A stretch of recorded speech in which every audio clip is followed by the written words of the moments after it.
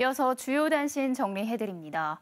2학기 전면 등교를 예고한 제주도교육청이 코로나19 확산 차단을 위해 2학기 개학 이후 일정 기간 원격 수업을 검토 중입니다. 이성문 교육감은 제주시 동지역 학부모와 간담회를 갖고 개학 이후 일정 기간 원격 수업 진행을 검토하겠다고 밝혔고, 학부모들은 지속 가능한 등교 수업을 위해 방역 인력 확충과 확진자 발생 시 대응책 등을 요구했습니다. 제주 공공하수처리시설 현대화 사업 예산이 최종 확정됐습니다.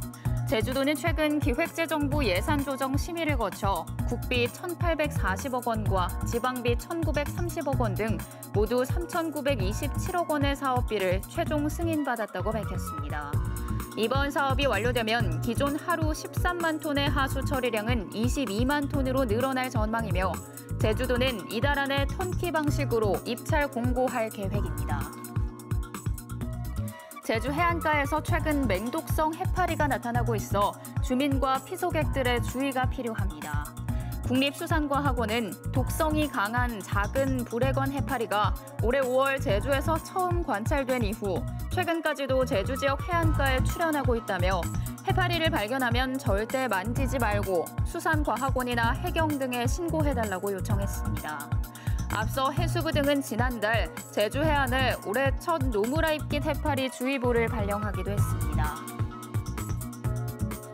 코로나19 장기화로 비대면 소규모 여행이 화두가 되면서 제주 여행 공공 플랫폼인 탐나오의 매출이 2배 넘게 급증했습니다. 제주도 관광협회에 따르면 도내 관광업체 1,500여 곳이 참여하는 온라인 여행마켓 탐나오의 올해 상반기 판매액은 41억 원으로 지난해 같은 기간 19억 원보다 2배 넘게 늘었습니다. 하지만 전체 매출의 절반이 렌터카에 집중되고 있어 다양한 업종의 매출 확대를 위한 대책이 필요하다는 지적입니다. 오늘 제주 지역 언론사 뉴스 가운데 주목할 만한 기사를 소개해드리는 뉴스픽입니다. 오늘은 제주일보의 적자폭 예산 지원 정보 숨기나라는 기사를 소개해드립니다. 제주도가 공개하는 교통 관련 주요 현황에서 버스 준공영제 재정 지원과 운송수지, 공영버스 운송수지 등이 사라졌다고 제주일보가 보도했습니다. 준공영제 적자 누적, 업체의 방만 경영 문제가 지속되고 있는 가운데 도민 비판을 피하기 위해 혈세가 들어간 부분만 정보를 제공하지 않는 것 아니냐는 의문이 제기되고 있는 건데요. 제주도는 매해 12월 말과 6월 말 기준 1년에 2차례 교통 현황 정보를 홈페이지에 공개하고 있습니다.